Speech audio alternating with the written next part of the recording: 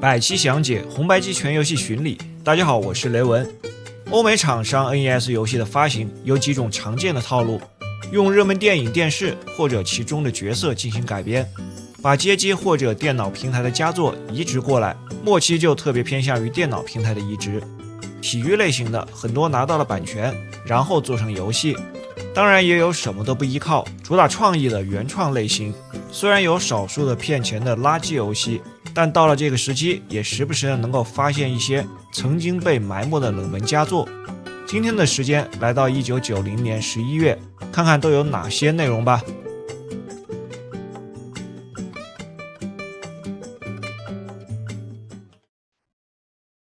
籃球對抗賽，一款從街机端移植過來的2對2的籃球游戏。這個街機的原版被認為是後来熱門的街机籃球 NBA Jam 的前身。NES 的這個移植版由 Rare 開發 ，Acclaim 發行。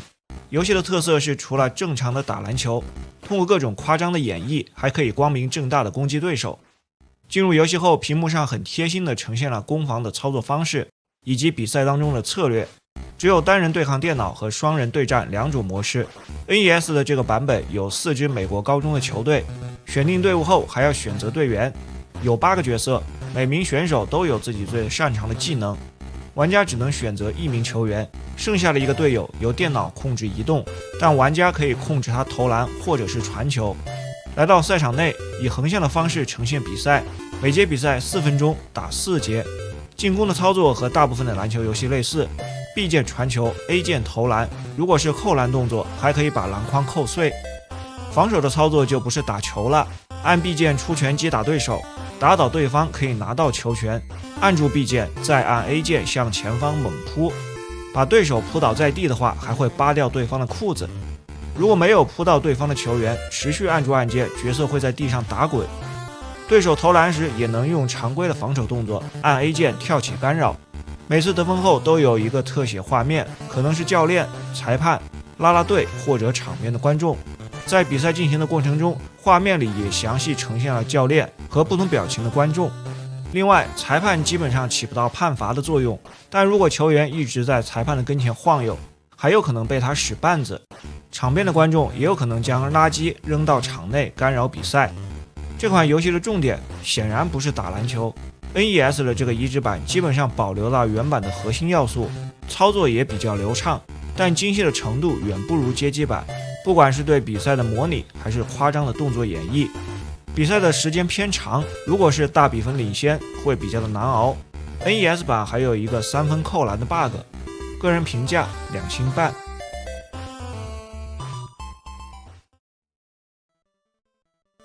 一級方程式為贏而生，由 SETA 針對北美市場發布的一款賽車競速遊戲。本作在系統玩法上大量的借鑑了泰東1987年底發行的光榮賽車，除了少數的內容，幾乎就是它的翻版。泰東的那部作品只有日版，在第31期節目裡介紹過。儘管本作當中的職業生涯、車輛改造和升級等內容，在之前的一些 FC 日版賽車遊戲裡面已經屢次出現過了，但對於當年只能接觸到 NES 版本的歐美玩家來說，這些都是很新鮮的內容，因此這是一款 NES 的名作。開始畫面的2種模式，第一個普通模式就是職業生涯，有一張粗略的美國地圖，初始的城市在紐約，10個不同城市可以自由訪問，但大部分地點的比賽一開始被鎖定，得獲得許可證才能參加。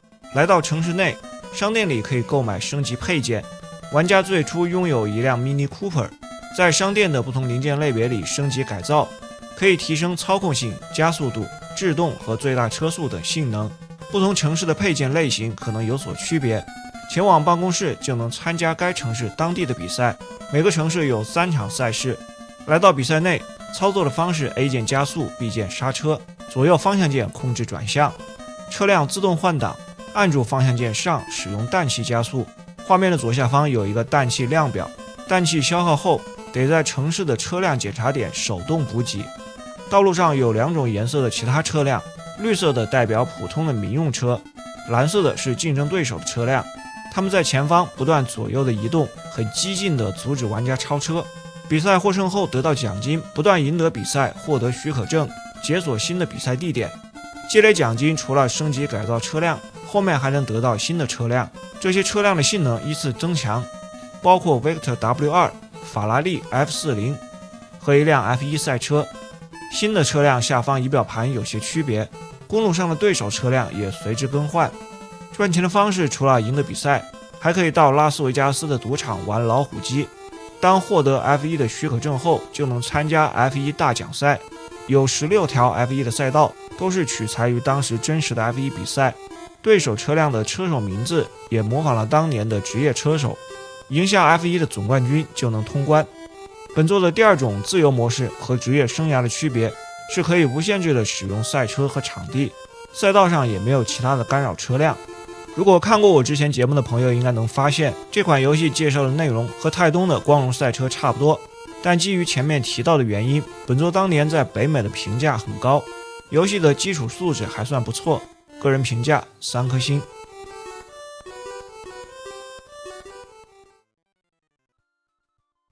不死傳說，也有翻譯叫永生不滅。這款遊戲的原版由 EA 發布在蘋果的16位電腦上，後來也登陸到了其他電腦平台。家用機的版本除了 NES 還有 MD 版。遊戲類型被定義為動作冒險，但最初開發的時候是把它當作 RPG 來制作的，因此能看到整個的流程裡有大量的文字對話和劇情講述，也有一套完整詳細的故事內容。故事開始時，巫師莫達米爾在迷宮的深處發出求救信號，試圖與一個名叫鄧里克的人聯繫。玩家扮演另一名年邁的巫師，他發現了這條訊息，發出求救信號的莫達米爾正是主角的老師。於是主角開始了冒險。遊戲以等距視角呈現，流程全部在地牢迷宮裡進行。方向鍵控制主角移動，探索地牢一个重要的組成部分是躲避陷阱，每個場景都布滿了各種陷阱，隨時可能讓主角掛掉。畫面的右下方很不起眼的一個橫條是主角的血量。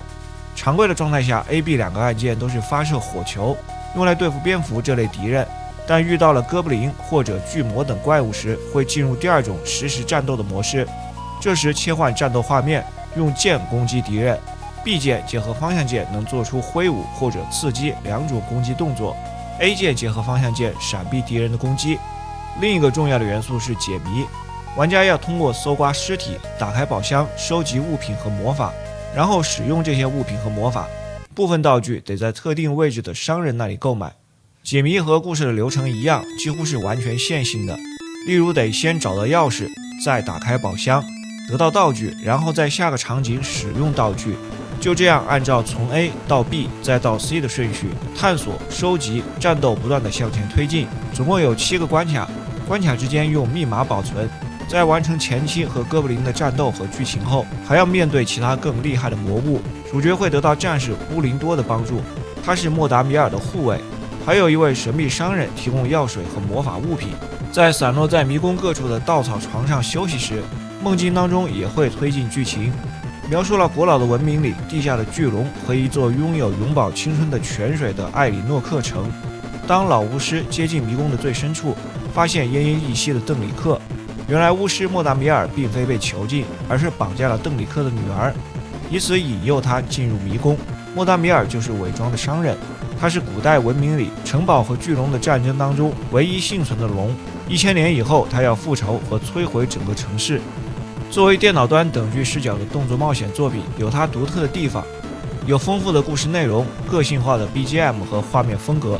但相比電腦原版，畫面和場景設計縮水很嚴重，而且放在家用機上也談不上動作遊戲的操作手感。遊戲難度很大，主要是存在大量坑人的陷阱，會導致直接掛掉，並逐漸消磨玩家的耐心。個人評價2星半。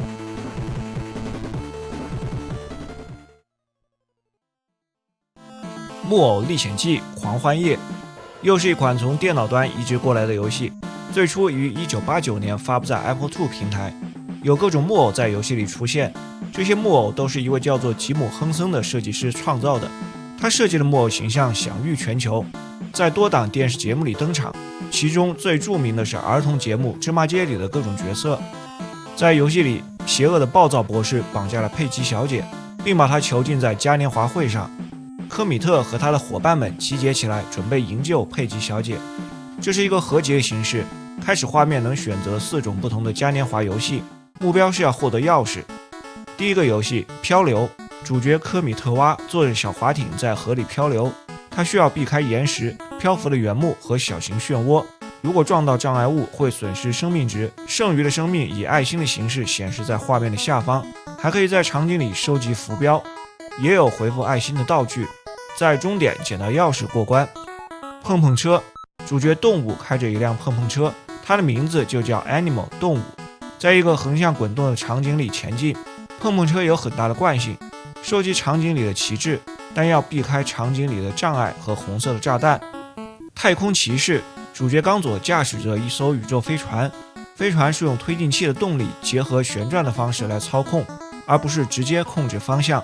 飛船碰到邊緣和障礙會反彈，一邊射擊小行星和太空狗，一邊朝着敵人的空間站前进，沿途收集燃料罐。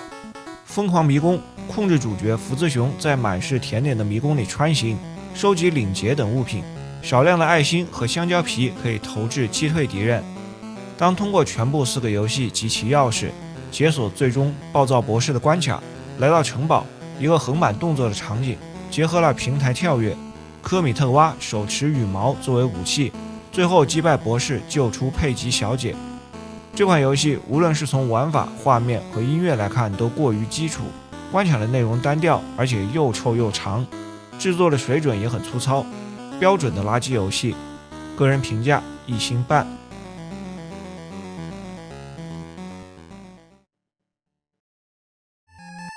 神奇方塊，由泰東出品的一款益智類的方塊消除遊戏。原始版本是1989年推出的街机版，不久後在家用機、掌机和電腦端推出了多個移植版，數量眾多的版本內容也多少有些差異。街機原版的關卡包含了分支路線，而且街機的日版裡有脫衣的內容。紅白機上最先發行了美版，然後是歐版和日版。相對於 NES 版， FC 日版在通關後要多一張美女的圖片。這個版本沒有了街機裡的分支路線，是完全線性的關卡，但卻多了一種不同玩法的重力模式。在普通的謎題模式裡有16個級別，每個級別包含10個關卡，總共160關。每個關卡都在一個固定的畫面裡，有幾種類型的方塊堆疊在複雜的地形上，將光標移動到方塊上，可以控制方塊水平滑動任意的距離，遇到空位就會下落。如果2個或者多個相同類型的方塊接觸，就會被消除。在倒計時內清除所有的方塊即可過關。一次消除後，如果落下的方塊也被消除，就會產生連鎖反應，從而獲得更高的分數。遊戲的關鍵在於，如果同類型的方塊數量為奇數，就得想辦法一次清除3個方塊。開始的關卡相對簡單，但難度上升後需要考慮好移動的步驟。如果順序錯誤，很有可能留下孤立的方塊，導致卡關。紅白機版獨有的重力模式裡，玩法不再是用光標移動單個的方塊，而是通過上下左右4個方向鍵，用重力讓所有的方塊同時朝一個方向移動。畫面左邊 Max 後面的數字表示使用重力方向的限制次數，要在限制的步驟內清除所有的方塊。這個模式下的方塊圖案也發生了变化，而且通常一個關卡裡只有1種或者2種不同顏色的方塊。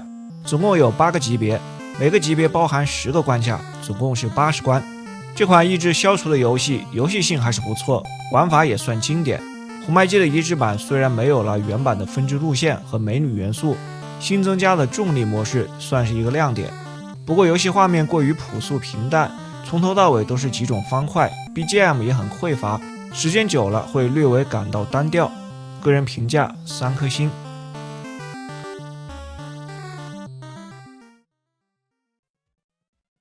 銀影俠，這是一款漫畫改編的飛行射擊遊戲。銀影俠是漫威旗下的超級英雄角色，在60年代神奇四俠的漫畫裡初次登场。相比於美國隊長和鋼鐵俠這樣的超級英雄，銀影俠的人氣就要差了很多。這個超級英雄的角色設定是拉贊星的太空人，但長相和地球人一樣，他的基本能力是吸收、轉換和操控宇宙間的能量，幾乎無所不能，還可以不吃不睡不呼吸。在遊戲裡，故事是行星吞噬者盖拉克图斯现身，他召喚来银影俠，並派遣他從身份不明的邪惡勢力手中奪取宇宙裝置。前5個關卡順序可以任選，這裡和洛克人類似，根據反派 BOSS 的頭像選擇關卡。在場景裡，銀影俠發射銀色的能量彈進行攻擊，可以收集银色球體作為分身，發射額外的子彈。按 B 鍵能切換球體射擊的方向，在橫版的場景裡可以朝前、後、下3個方向射擊。強化道具都是射擊遊戲裡常規的類型。字母 F 提升子彈的攻擊威力，武器的威力等級顯示為畫面右下方的圓球，最高到5級。字母 S 提升移動的速度，字母 B 是炸彈，能清除屏幕上的敵人，收集的數量在畫面的左下方。除了橫版射擊的形式，有些關卡還會變成俯視角的縱向射擊。在這類場景裡，銀影俠可以同時擁有2個分身小球。調整射擊方向是從前方到側面，總共有6個大的關卡，每個關卡又分成3個部分，前2部分的末尾都會面對一個小 boss， 第3個部分面對本關的大 boss。 這幾個 boss 角色也都是漫威漫畫裡的人物。這款遊戲的關卡設計特點，除了不同種類的敵人，大部分的時候場景裡都存在着障礙物，這些障礙不但會限制主角的移動範圍，還會遮擋發射的能量彈，得注意避免讓角色碰到障礙。雖然銀影俠的人物在整個畫面裡的占比並不大，但他腳下的衝浪板碰撞判定的範圍卻要大得多。完成5個自選關卡後，發生一段劇情，表示宇宙裝置還剩下最後一塊零件。銀影俠前往最終關卡挑戰大 boss， 這個 boss 的形象是來自於 X 戰警裡的驚愕先生。這款飛行射擊遊戲的總體素質處在平均水平以上，畫面和關卡的設計都做得還不錯。遊戲的音樂很有特色，動感且帶有搖滾風格的 BGM 配合着射擊的節奏。遊戲的難度比較大，前面提到的障礙和不同類型的雜兵都有挑戰性，但 BOSS 都相對較弱，沒有太多的記憶點。另外還可以通過輸入密碼解鎖專家模式，挑戰更高的難度。個人評價3顆星。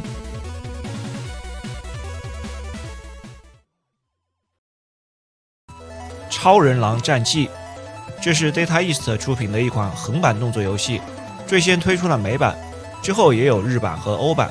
故事發生在叫做紅色地球的殖民星球上，法里安博士冒險進入了一個洞穴，喚醒了一股古老的邪惡力量，把它變成了邪惡的實體，並創造了一支變種人軍隊，囚禁了地球上的人。人類唯一的希望寄託在了一名名叫肯的男子的身上，他是變形族最後的幸存者，擁有变身成為狼人的能力。本作的最大特色就是变身狼人。遊戏在開場的劇情後，迎來了第一個小 BOSS 戰，這時主角是人類的形態，操作方式和常規的橫版動作遊戲相反。B 鍵跳躍， A 鍵攻擊，按住攻擊鍵能蓄力，發射能量射線。擊敗 BOSS 後，用一個紅色的字母 W 的道具變身狼人。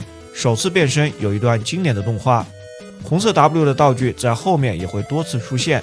藍色的 W 能讓主角變回人類的形態，可以把它當成是一種陷阱道具，因為人類形態在遊戲的過程中幾乎派不上用場。在狼人的形態下，擁有帶刀刃的手臂，攻擊距離更遠，跳躍時的高度也更高。狼人的爪子還能攀附在牆壁和某些天花板上，也可以在地面爬行。蓄力攻擊变成了全屏效果的衝擊波，威力強大，但會損失8點生命值。同時按下 AB 鍵做出後空翻的動作，在空中能短暫無敵，可以用來防禦或者躲開陷阱。場景裡很多的道具都要擊打特定的位置才會出現。收集白色的泡泡能積攢畫面左下方的怒氣值，當怒氣值到達5個泡泡，變身成超級狼人。這種狀態下，普通攻擊的威力翻倍，並且進一步提升跳躍的高度。在超級狼人的狀態下，怒氣值隨着時間不斷的減少，泡泡全部消失，就會回到普通狼人的狀態。有一種槍手的敵人，擊敗他能獲得手槍，但每個槍手只能收集1發子彈，用處不大。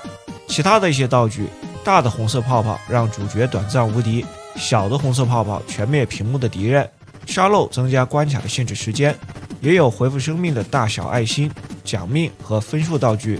總共有5個關卡，每關也分成了幾個區域，中間有出現小 BOSS， 關卡末尾是大 BOSS， 在關卡之間穿插故事的劇情。最終 BOSS 法里安有超級狼人和黑暗领主2種形態。這款橫版動作作品有着極其炫酷的主角，與遊戲氛圍相當貼合的背景音樂和不錯的遊戲畫面，但關卡和角色的設計存在不少的問題。最開始從人類變成狼人後，再也不需要變回去，變身就成了一個噱頭。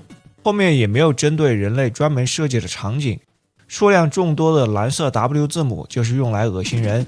敵人角色的種類和數量都偏少，有一些場景很長一段時間看不到敵人，只有主角在平台和牆壁上移動，或者僅僅是躲避少量的陷阱。槍手掉落子彈的設計很失敗，幾乎沒有什麼作用。小 boss 就是一種形象反復的出現，大 boss 的攻擊模式也都很單一。這部分 boss 的戰鬥會讓人感到沮喪。整體來說，這款遊戲在鮮豔的外表下並沒有達到預期的高度，個人評價3顆星。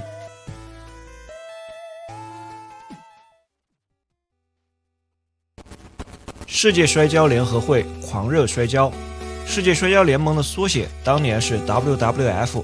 在紅白機上以 WWF 狂熱摔跤為名字的遊戲有3款，但本作是唯一一款有日版的。遊戲的英文原名是 WWF WrestleMania Challenge。在第48期還曾經介紹過一款 WWF WrestleMania。2款遊戲的開發方都是 Rare， 所以可以把這一部看成是續作。但2款遊戲在玩法上有比較大的區別。有9名可選的角色，其中的8個是來自當時真實摔跤比賽的明星選手，剩下了一個通用角色，表示玩家自己。遊戲的模式非常豐富，有单人对戰電腦、2人對戰、2人合作對抗電腦。第3種2人合作的模式裡，玩家控制2名相同的通用角色進行冠軍賽，而在前2種模式裡，又可以繼續選擇3種不同的比賽形式：1對1、2對2或者3對3的生存淘汰賽。比賽场景採用了等距視角，基本操作方式是通用的，但每個角色都有自己獨特的招式和動作。輕按 A 鍵是出拳，按住 A 鍵根據角色不同，可以是踢腿、頭錘、大腳踢或者面部重擊。B 鍵是抱摔，如果在對手的身後，則是不同的背摔動作。同時按下 AB 鍵使出強力攻擊，通常是飞踢或者飞撲等招式。另外也可以利用繩索或者脚柱做簡單的動作，也可以跑到擂台之外。对手倒地後 AB 2個按鍵分別是踩踏和壓制，沒有了奔跑和跑動相應的招式，也不能通過方向鍵結合攻擊鍵主動施展不同的招式。紅白機上摔跤類的遊戲之前也介紹過好幾款了，在這個階段，摔跤遊戲最好的玩法還是先鎖住對手，然後結合方向鍵產生不同的變化和招式。到目前為止，這2款以 WWF 為名的摔跤遊戏似乎都沒有找到合適的遊玩方法。本作在操控的手感上比前作略有進步，但仍然算不上好。等距視角的方向操控很別扭，雖然遊戲模式豐富，可選角色也不少，但人物的動作招式非常的匱乏。個人評價2顆星。